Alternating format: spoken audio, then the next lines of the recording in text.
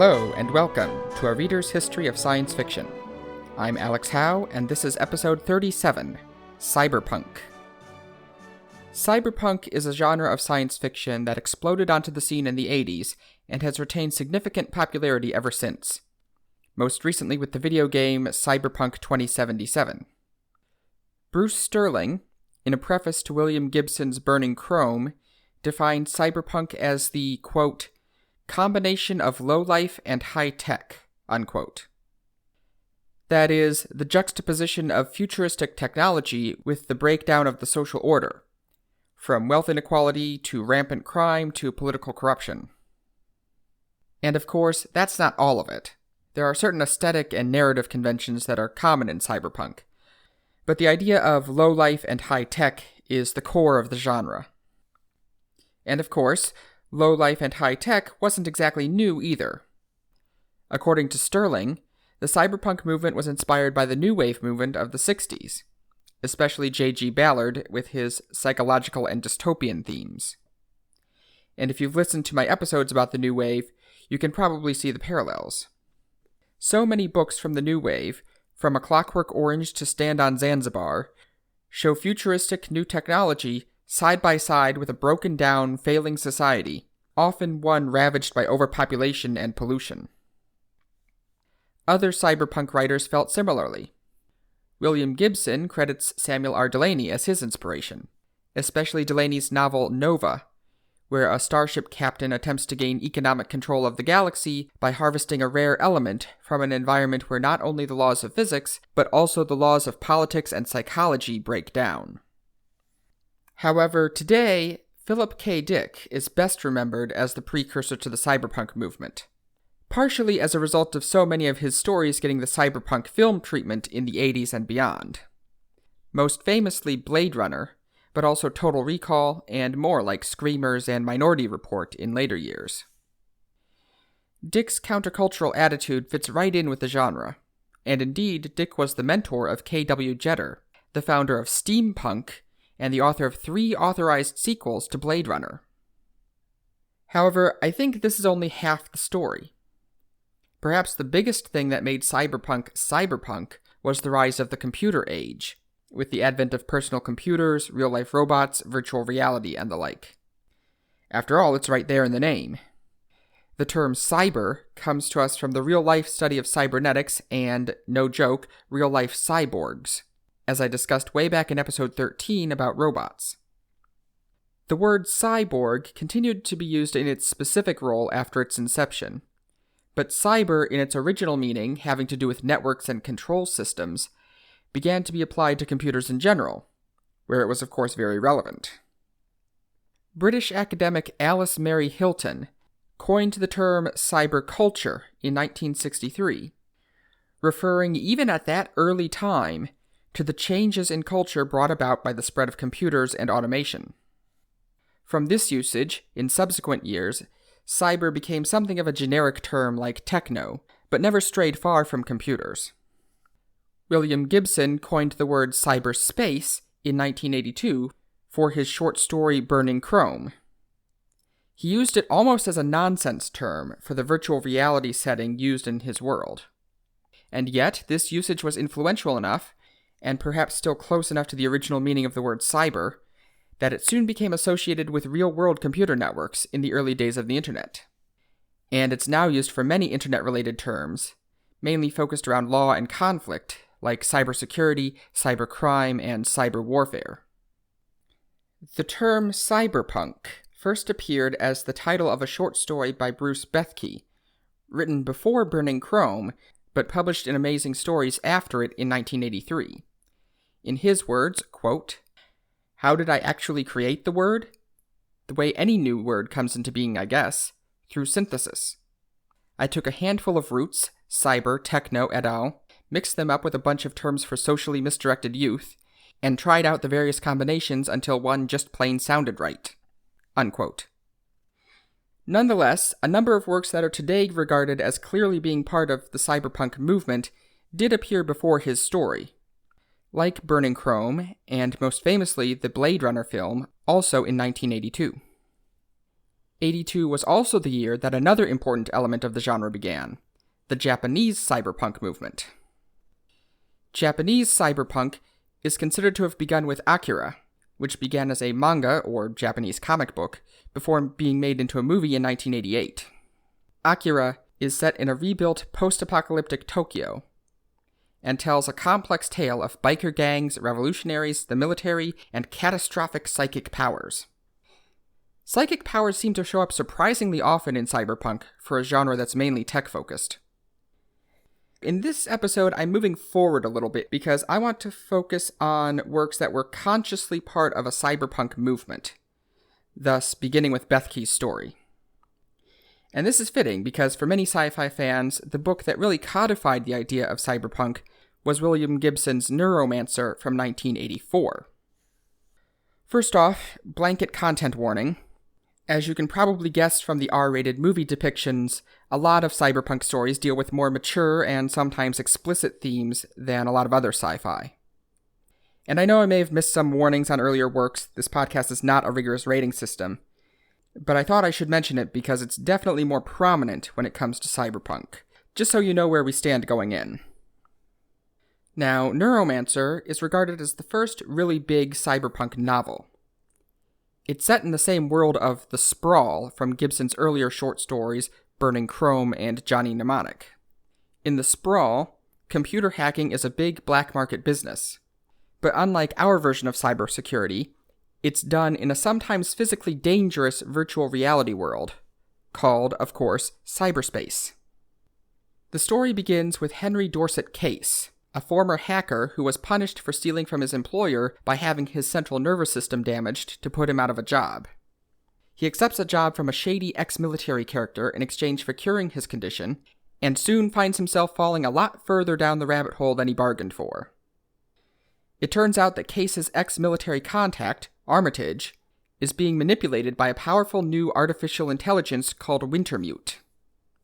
And it turns out that Wintermute is only half of a super AI that its creators are building, breaking a bunch of laws about how smart AIs are allowed to be, in case they go Skynet. The other half of the AI is called Neuromancer, who is also doing some stuff behind the scenes. Case's job is to get a hold of the secret passcode that is needed to unite Wintermute and Neuromancer together. And already in Neuromancer, we see some surprisingly modern staples of the cyberpunk genre. The super AI is just the start. We have mind uploading, with Case's long-dead mentor, McCoy Pauly, being preserved as an artificial consciousness in a special computer module.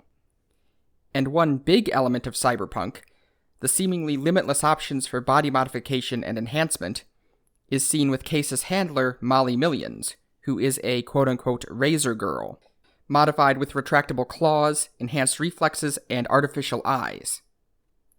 There's also plenty of miniaturized technology, even if Gibson did fail to predict the death of payphones. In cyberpunk, technology tends to go in a different direction from where it has in the real world, with miniaturization in different areas. For example, Molly carries a Fletcher, a highly efficient air pistol that can shoot poison darts, explosive bullets, or just throw tiny needles at 1,200 rounds per minute, fast enough to shred an enemy before they even know what hit them. Honestly, I think a lot of these cyberpunk gadgets don't think enough about power requirements. Another very important novel in the genre, the other really big signpost from the pre-World Wide Web early days, is Neal Stephenson's breakout novel, Snow Crash. Now, I should preface this by saying that many people consider Snow Crash to be post-cyberpunk, or even a parody of cyberpunk. It's considered to be one of the classics of the genre, but there's also a certain amount of silliness and humor in it that you don't see so much in other cyberpunk books. It's certainly no Altered Carbon taking itself completely seriously. But while it may be on the cusp of post-cyberpunk, I would argue Snow Crash is a lot less so than the Diamond Age, which we'll talk about in the next episode. Snow Crash was written in 1992, just 8 years after Neuromancer. But as just about anyone who's lived on this planet in the past few decades knows, the tech world moves fast. 1992 was the very earliest days of the internet as we know it, but it was still a dramatic change from what was around in 1984. And that's reflected in the book. Snow Crash's metaverse is a true virtual reality entertainment space. More like Ready Player One's Oasis or the real-world Second Life than Neuromancer's cyberspace as a physical manifestation of network architecture. Snow Crash also reflects the changing times outside the tech world, as Stephenson extrapolated the trends of his day. The book was set in a vaguely defined time in the near future that seems most likely to have been the early 2010s. Starting from the fall of the Soviet Union and the literal balkanization of large swaths of Europe, together with the rise of global megacorporations, and, oddly enough, the growth of gated communities in the 80s and 90s, Stephenson envisions a 21st century where most major governments have collapsed, and the rule of the day is anarcho-capitalism. The same sort of Wild West environment that the early internet was famous for. In Snow Crash, a severe economic downturn a few years earlier, boy, this really does sound familiar, left America in shambles. The United States government, while still keeping its own wheels turning and claiming sovereignty over the whole country, can really only enforce its will over federal lands and buildings. Its money is nearly worthless, with quadrillion-dollar bills, with Ronald Reagan's face on them, being used for small transactions. Into this vacuum steps a new kind of sovereign entity, the burbclave. A portmanteau of suburb and enclave, burbclaves arose when gated communities, HOAs, and the like merged into franchised chains. And that much is nothing new. Lots of these communities in the real world have management companies. But the difference is that these chains begin acting like governments of their own, with a specific theme, laws, and culture, even issuing passports and, when necessary, declaring war. And with no enforceable public laws, there's nothing to stop organized crime from getting in on the action too. One of the two most powerful men in America is Uncle Enzo, the head of the American Mafia, who controls a bunch of territory fair and square by being the only one who can keep out the Latin American drug cartels and anyone else who wants to take it. The other of the two is Mr. Lee, CEO of another franchise called Mr. Lee's Greater Hong Kong, not affiliated with the People's Republic of China or the former Crown Colony of Hong Kong. Mr. Lee's Kong bucks are actually the most stable currency in America. And I'm now realizing that this is another one of those books where I need to do a lot of explanation just to describe the world building. Usually that's a good thing in principle. These kinds of books are usually some of my all-time favorites. And in fact, maybe that's why I feel the need to explain them in such detail. But seriously, we need to get to the plot here. Our protagonist in this story is Hero Protagonist. No, really. That's the Japanese name Hiro spelled Hiro. And of course, it's his self-adopted name, kind of like a screen name. Lots of people have them in Snow Crash. When we first meet him, Hiro is a pizza delivery driver for, you guessed it, the Mafia.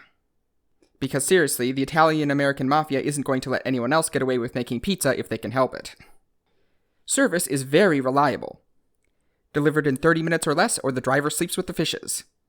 Something that gets Hiro in trouble when he nearly fails to make a delivery. He is saved by a girl working as a skateboard package courier who goes by YT, short for yours truly. Long story short, Hiro gets a new job as an information broker, while YT is recruited to Uncle Enzo's own intel organization. Soon, they begin encountering a strange new computer virus in the metaverse called Snow Crash, a simple image that both crashes computers and causes brain damage in humans who view it. This is an idea that crops up pretty often in early cyberpunk, codified by David Langford's short story Blit. Anyway, Hiro and company soon discover that someone is trying to use Snow Crash to control people, and Uncle Enzo and Mr. Lee team up to stop them. And honestly, that's maybe only half the book. Like all of Neal Stephenson's works, it's a big story with a lot more going on, and you really need to read it to understand it. Now, I can't very well talk about Cyberpunk and pass over Richard K. Morgan's Altered Carbon. This one is also a little bit post-Cyberpunk, with the ubiquitous mind uploading. Things are kind of different when people have transcended their humanity entirely like that. More on that in a couple episodes. And it also features space exploration a lot more prominently than most Cyberpunk. But like I said, this is a story that takes itself completely seriously. and in tone, it sets itself squarely in the core of the genre.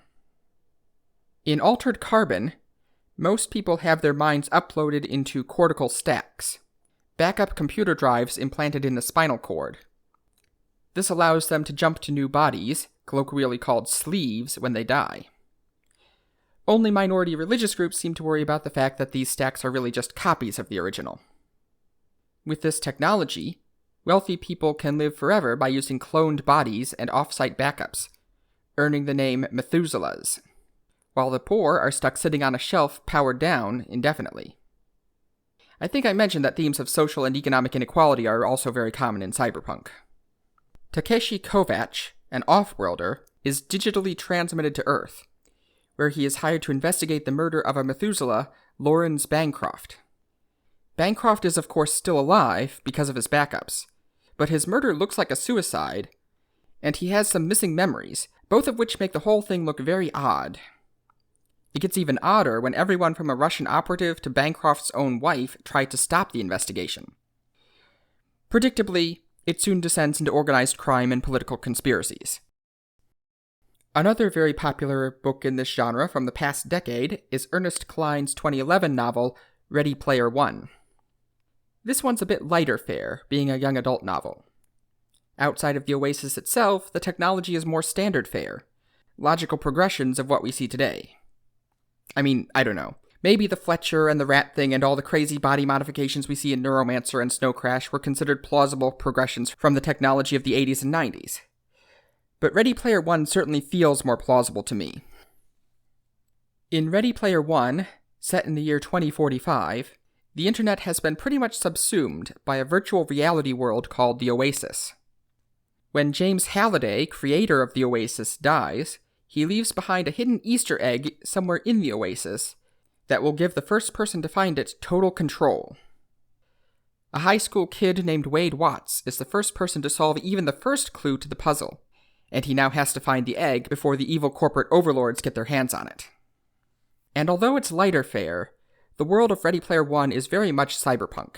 Besides the evil corporate overlords, we have an ineffectual United States government, and a world ravaged by climate change and economic and social collapse, partly fueled by the Oasis, but also using the Oasis as many people's only means of escape. With social services being unreliable and a crippling oil shortage making life outside of massively overcrowded urban cores unaffordable, the Oasis is one of the few things still holding society together, despite all the problems it causes. Klein also wrote a sequel, Ready Player 2, which released to great fanfare last year. But as I reviewed it at the time, it didn't really work. While it was technically well done, it went in completely the wrong direction as a sequel to the first book. Now, those seem to be the major books in the cyberpunk genre, although there are a lot of others. Worlds Without End's list of sci-fi classics includes C.J. Cherry's Sci-Teen, Pat Cadigan's Sinners, and Maureen F. McHugh's China Mountain Zhang. But other than the four I've already discussed, two of which have been adapted themselves, I think cyberpunk has made its name more in the visual media. The dark and gritty aesthetic and countercultural attitude of cyberpunk is one that lends itself well to certain types of movies, and probably even more to video games. And the early cyberpunk movement also coincided with the renewal of the robot genre. Terminator, Daryl, Short Circuit, Transformers, RoboCop, which probably contributed to the development of cyberpunk. There's a lot of overlap with things like Blade Runner's replicants and the idea of the automation of society contributing to rising economic inequality. And as for video games, well, I'm not actually a gamer. This might be something we'll come back to in an eventual Season 2, but for now, I'll just say that I think the fact that one of the biggest video games of last year was called Cyberpunk 2077 is very telling. Overall, I think the most famous example of cyberpunk in the visual medium, after Blade Runner, was The Matrix. Here again, we have a virtual reality world, except this time humanity is trapped in the virtual reality by Skynet-like machine overlords, who are using them as a power source, supplemented by fusion, which doesn't make any sense on at least 4 different levels, and that's just off the top of my head. But anyway, A tech-savvy but otherwise unimportant office drone learns that he is the prophesied One, who can see the code and take control of the Matrix, which is basically the same self-indulgent, rebellious attitude of your standard cyberpunk fare. And it definitely has the visual look. Green filters, trench coats, sunglasses, people who are impossibly competent with guns, darkly lit scenes full of sharp angles. You know what? I think you know the drill by now. Cyberpunk has a very definite theme to it. More than most of the sci-fi I've discussed on this podcast, I think. Even so, it definitely has an important place in the genre, and it's one that's still playing out today, so it's good to know how it got started. This has been A Reader's History of Science Fiction. This podcast is available presumably wherever you are right now, and many other places besides. You can find me on YouTube at Science Meets Fiction, on Twitter at Sci Meets Fiction, and my own website, sciencemeetsfiction.com. My book recommendation for this episode is Snow Crash by Neal Stephenson, which you may have figured out already based on how much time I spent talking about it. This is one of those books like Existence and Stand on Zanzibar that's just too big to explain properly, and all I can say is that you really need to read it for yourself. It is very good and definitely worth the read. In the next episode, we will continue on with the punk theme by looking at the many derivatives of cyberpunk: steampunk, dieselpunk, biopunk, and so on. There are a surprising amount of punks in sci-fi, so there's still more to come. Thanks for listening.